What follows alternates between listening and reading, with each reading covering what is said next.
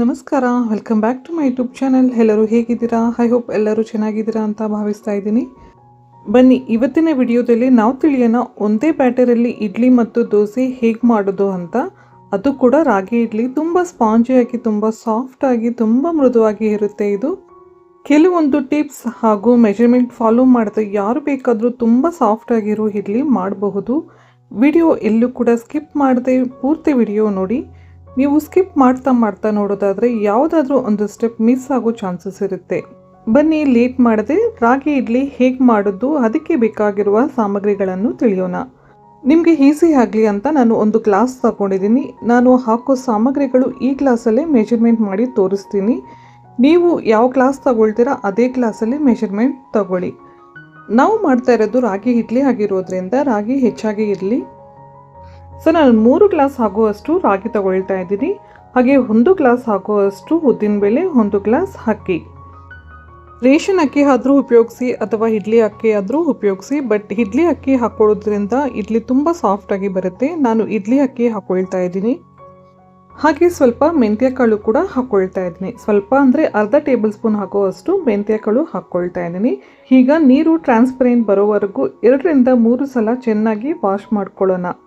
ಹಾಗೆ ನೆನಪಿರಲಿ, ರಾಗಿಯಲ್ಲಿ ಕಳ್ಳಿರುತ್ತೆ. ಸೊ ಚೆನ್ನಾಗಿ ಕ್ಲೀನ್ ಮಾಡಿರುವಂತಹ ರಾಗಿನೇ ತಗೊಳ್ಬೇಕು. ಇವಾಗ ಎಲ್ಲ ಚೆನ್ನಾಗಿ ವಾಶ್ ಮಾಡ್ಕೊಳ್ಳೋಣ. ನೀರು ಟ್ರಾನ್ಸ್ಪರೆಂಟ್ ಬರೋವರೆಗೂ ನಾವು ವಾಶ್ ಮಾಡ್ಕೋಬೇಕಾಗತ್ತೆ. ತುಂಬ ಗಲೀಜಿರುತ್ತೆ ರಾಗಿಯಲ್ಲಿ. ನೀವು ಬೇಕಾದರೆ ಸಪ್ರೇಟಾಗಿ ಕೂಡ ನೆನೆಸ್ಕೋಬಹುದು. ನೀವು ಬೇಕಾದರೆ ರಾಗಿ ಸಪ್ರೇಟಾಗಿ ವಾಶ್ ಮಾಡಿಕೊಂಡು ಕೂಡ ನೆನೆಸ್ಕೋಬಹುದು. ನಾನು ಎಲ್ಲ ಒಂದೇ ಸಲನೇ ಹಾಕ್ಕೊಳ್ತಾ ಇದ್ದೀನಿ. ಈ ರೀತಿ ನೀರು ಟ್ರಾನ್ಸ್ಪರೆಂಟ್ ಬರೋವರೆಗೂ ವಾಶ್ ಮಾಡ್ಕೋಬೇಕು. ಇದಾದ ನಂತರ ಸುಮಾರು 4 ಗಂಟೆ ನೆನೆಸ್ಕೋಬೇಕಾಗತ್ತೆ. ಚಳಿಗಾಲ ಆದರೆ 6 ಗಂಟೆ, ಬಿಸಿಲು ಕಾಲ ಆಗಿರೋದ್ರಿಂದ 4 ಗಂಟೆ ನೆನೆಸಿದ್ರೆ ಸಾಕು. ಇದಾದ ನಂತರ ಮತ್ತೊಮ್ಮೆ ಚೆನ್ನಾಗಿ ವಾಶ್ ಮಾಡಿ ನೀರೆಲ್ಲ ಬಗ್ಗಿಸ್ಕೋಬೇಕು. ಇವಾಗ ಯಾವ ಗ್ಲಾಸಲ್ಲಿ ನಾವು ಎಲ್ಲ ಸಾಮಗ್ರಿಗಳನ್ನು ಮೆಜರ್ಮೆಂಟ್ ಹಾಕ್ಕೊಂಡಿದ್ವಿ ಅದೇ ಗ್ಲಾಸಿನ ಅಳತೆಯಲ್ಲಿ ನಾನು ರೈಸ್ ತಗೊಳ್ತಾ ಇದ್ದೀನಿ. ರೈಸ್ ಬದಲು ಅವಲಕ್ಕಿ ಸಹ ನಾವು ಯೂಸ್ ಮಾಡಬಹುದು. ಅದಾಕಿದ್ರೂ ಕೂಡ ತುಂಬ ಸಾಫ್ಟಾಗಿ ಬರುತ್ತೆ.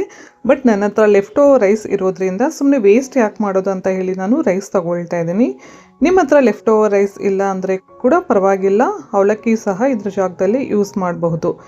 ಇವಾಗ ಇದನ್ನೆಲ್ಲ ಚೆನ್ನಾಗಿ ಗ್ರೈಂಡ್ ಮಾಡ್ಕೋಬೇಕು. ತುಂಬ ನುಣ್ಣಗೆ ನಾವು ಗ್ರೈಂಡ್ ಮಾಡ್ಕೋಬೇಕಾಗತ್ತೆ.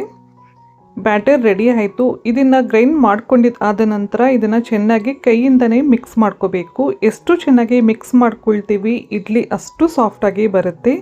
ಇಡ್ಲಿ ಮಾತ್ರ ಅಲ್ಲ, ಈ ಬ್ಯಾಟರಲ್ಲಿ ದೋಸೆ ಕೂಡ ನಾವು ಪ್ರಿಪೇರ್ ಮಾಡಬಹುದು. ಇದೆಲ್ಲ ಚೆನ್ನಾಗಿ ಮಿಕ್ಸ್ ಮಾಡಿದ ನಂತರ ಓವರ್ನೈಟ್ ರೆಸ್ಟ್ ಮಾಡೋದಕ್ಕೆ ಬಿಡೋಣ. ನೆಕ್ಸ್ಟ್ ಡೇ ಮಾರ್ನಿಂಗ್ ಹಿಟ್ಟೆಲ್ಲ ತುಂಬ ಚೆನ್ನಾಗಿ ಉಬ್ಬಿದೆ ನೋಡಿ. ಈ ರೀತಿ ಉಬ್ಬೋದ್ರಿಂದ ಇಡ್ಲಿ ತುಂಬ ಸಾಫ್ಟಾಗಿ ಬರುತ್ತೆ. ಈಗ ಇದೆಲ್ಲ ಚೆನ್ನಾಗಿ ಮಿಕ್ಸ್ ಮಾಡ್ಕೊಳ್ಳೋಣ. ಮಿಕ್ಸ್ ಮಾಡಿದ ನಂತರ ಬೇರೆ ಒಂದು ಪಾತ್ರೆಗೆ ಟ್ರಾನ್ಸ್ಫರ್ ಮಾಡ್ಕೋಬೇಕು. ಎಷ್ಟು ಬೇಕೋ ಅಷ್ಟಕ್ಕೆ ಮಾತ್ರ ನಾವು ಉಪ್ಪು ಮತ್ತು ಅಡುಗೆ ಸೋಡಾ ಹಾಕ್ಕೊಳ್ಳೋಣ. ಮಿಕ್ಕಿದೆಲ್ಲ ಫ್ರಿಜ್ಜಲ್ಲಿ ಸ್ಟೋರ್ ಮಾಡಿ ಇರಬಹುದು. 1 ವೀಕ್ ಆದರೂ ಕೂಡ ಏನೂ ಆಗೋದಿಲ್ಲ. ಈಗ ಇದಕ್ಕೆ ರುಚಿಗೆ ತಕ್ಕಷ್ಟು ಉಪ್ಪು ಮತ್ತು ಚಿಟಿಕೆಯಷ್ಟು ಅಡುಗೆ ಸೋಡಾ ಹಾಕಿ ಮತ್ತೊಮ್ಮೆ ಚೆನ್ನಾಗಿ ಮಿಕ್ಸ್ ಮಾಡ್ಕೊಳ್ಳೋಣ. ಅಡುಗೆ ಸೋಡಾ ಹಾಕೋದು ಆಪ್ಷನಲ್. ನಿಮ್ಗೆ ಇಷ್ಟ ಆದರೆ ಹಾಕಿ, ಇಲ್ಲ ಅಂದರೆ ಬೇಡ. ಬಟ್ ಹಾಕೋದ್ರಿಂದ ಇಡ್ಲಿ ತುಂಬ ಸಾಫ್ಟಾಗಿ ತುಂಬಾ ಚೆನ್ನಾಗಿರುತ್ತೆ. ಬ್ಯಾಟರ್ ರೆಡಿ ಆಯಿತು. ಈಗ ಇದನ್ನು ದೋಸೆ ಕೂಡ ಹಾಕಬಹುದು ಅಥವಾ ಇಡ್ಲಿ ಕೂಡ ಹಾಕಬಹುದು. ಮೊದಲು ಇಡ್ಲಿ ಮಾಡೋಣ. ಇಡ್ಲಿ ಪಾತ್ರೆಗೆ ತುಪ್ಪ ಹಾಕಲಿ ಅಥವಾ ಎಣ್ಣೆ ಆಗಲಿ ಗ್ರೀಸ್ ಮಾಡ್ಕೋಬೇಕು. ನಾನು ಉಪಯೋಗಿಸ್ತಾ ಇರೋದು ನಾನ್ ಸ್ಟಿಕ್ ಆಗಿರೋದ್ರಿಂದ ತುಪ್ಪ ಅಥವಾ ಎಣ್ಣೆ ಗ್ರೀಸ್ ಮಾಡದೇ ಇದ್ರೂ ನಡೆಯುತ್ತೆ. ಬಟ್ ಸ್ಟೀಲ್ ಆದರೆ ನಾವು ಎಣ್ಣೆ ಅಥವಾ ತುಪ್ಪ ಗ್ರೀಸ್ ಮಾಡಲೇಬೇಕು. ತುಪ್ಪ ಹಾಕ್ಕೊಂಡ್ರೆ ತುಂಬಾ ಚೆನ್ನಾಗಿರುತ್ತೆ ರುಚಿ. ಇಡ್ಲಿ ಮಾಡೋಕ್ಕಿಂತ ಮೊದಲು ಇಡ್ಲಿ ಕುಕ್ಕರ್ನ 5 ನಿಮಿಷ ಸ್ಟೀಮ್ ಮಾಡ್ಕೋಬೇಕು. ಇದಾದ ನಂತರ ಇಡ್ಲಿ ಮಾಡೋದ್ರಿಂದ ಇಡ್ಲಿ ತುಂಬ ಸಾಫ್ಟ್ ಆ್ಯಂಡ್ ಸ್ಪಾಂಜಿಯಾಗಿ ಬರುತ್ತೆ. ಇದನ್ನು ಸುಮಾರು 10 ನಿಮಿಷ ಸ್ಟೀಮ್ ಮಾಡಿಕೊಂಡ್ರೆ ತುಂಬ ಸಾಫ್ಟಾಗಿರೋ ಇಡ್ಲಿ ರೆಡಿ ಆಗುತ್ತೆ ನೋಡಿ. ಕರೆಕ್ಟಾಗಿ 10 ನಿಮಿಷ ನಾನು ಸ್ಟೀಮ್ ಮಾಡ್ಕೊಂಡಿದ್ದೆ. ತುಂಬ soft and spongy idli ready ಆಯಿತು. ಬಾಯಲ್ಲಿ ಇಟ್ಕೊಂಡ್ರೆ ಮೆಲ್ಟ್ ಆಗುತ್ತೆ, ಅಷ್ಟೊಂದು ಸಾಫ್ಟಾಗಿ ಬಂದಿದೆ ಇಡ್ಲಿ. ಇಷ್ಟೇ ನೋಡಿ, ತುಂಬ ಸಿಂಪಲ್. ಇಡ್ಲಿ ಮಾಡಬೇಕಾದ್ರೆ ಒಂದಿಷ್ಟು ಟಿಪ್ಸ್ ಆ್ಯಂಡ್ ಮೆಜರ್ಮೆಂಟ್ ಫಾಲೋ ಮಾಡಿದ್ರೆ ಯಾರು ಬೇಕಾದರೂ ಇಡ್ಲಿ ಸಾಫ್ಟಾಗಿ ಮಾಡಬಹುದು. ಮೊದಲನೇ ಸಲ ಮಾಡೋರು ಕೂಡ ತುಂಬ ಈಸಿಯಾಗಿ ಮಾಡಬಹುದು.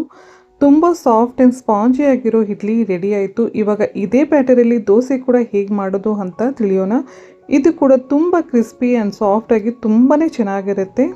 ರೆಗ್ಯುಲರ್ ಆಗಿ ಮಾಡೋ ಇಡ್ಲಿ ದೋಸೆಗಿಂತ ಇದು ತುಂಬ ಡಿಫ್ರೆಂಟ್ ಆಗಿರುತ್ತೆ, ತುಂಬ ಟೇಸ್ಟಿಯಾಗಿರುತ್ತೆ. ಒಂದು ಸಲ ಮನೆಯಲ್ಲಿ ಟ್ರೈ ಮಾಡಿ ಹೇಗೆ ಬಂದಿದೆ ಅಂತ ನಿಮ್ಮ ಅನಿಸಿಕೆ ಅಭಿಪ್ರಾಯ ಕಮೆಂಟ್ ಮೂಲಕ ತಿಳಿಸೋದು ಮಾತ್ರ ಮರಿಬೇಡಿ. ನಿಮ್ಮ ಒಂದು ಲೈಕ್, ಶೇರ್, ಕಮೆಂಟ್ಸ್ ನಮಗೆ ಇನ್ನಷ್ಟು ವಿಡಿಯೋಸ್ ಮಾಡೋದಕ್ಕೆ ಪ್ರೇರಣೆ. ಈ ವಿಧಾನದಲ್ಲಿ ಒಂದು ಸಲ ಇಡ್ಲಿ ಆಗಲಿ ದೋಸೆ ಆಗಲಿ ಟ್ರೈ ಮಾಡಿ ಮತ್ತೆ ಮತ್ತೆ ಇದೇ ರೆಸಿಪಿ ನೀವು ಫಾಲೋ ಮಾಡ್ತೀರಾ. ತುಂಬ ಕ್ರಿಸ್ಪಿ ಆ್ಯಂಡ್ ಸಾಫ್ಟ್ ಆಗಿ ತುಂಬಾ ಚೆನ್ನಾಗಿರುತ್ತೆ. ಇದ್ರ ಜೊತೆಗೆ ಶೇಂಗಾ ಚಟ್ನಿ ಆಗಲಿ ಅಥವಾ ಕಾಯಿ ಚಟ್ನಿ ಆಗಲಿ ಸರ್ವ್ ಮಾಡಿ ತುಂಬ ಚೆನ್ನಾಗಿರುತ್ತೆ. ಈ ರೆಸಿಪಿ ನಿಮ್ಮೆಲ್ಲರಿಗೂ ಇಷ್ಟ ಆಗಿದೆ ಅಂತ ಭಾವಿಸ್ತಾ ಇದ್ದೀನಿ. ಮತ್ತೆ ಒಂದು ಟೇಸ್ಟಿ ಆ್ಯಂಡ್ ಸಿಂಪಲ್ ರೆಸಿಪಿಯೊಂದಿಗೆ ಮುಂದಿನ ವಿಡಿಯೋದಲ್ಲಿ ಭೇಟಿಯಾಗೋಣ. ಅಲ್ಲಿವರೆಗೂ ನಮಸ್ಕಾರ. ಥ್ಯಾಂಕ್ ಯು ಸೋ ಮಚ್ ಎಲ್ಲರಿಗೂ. ಬಾಯ್ ಬಾಯ್.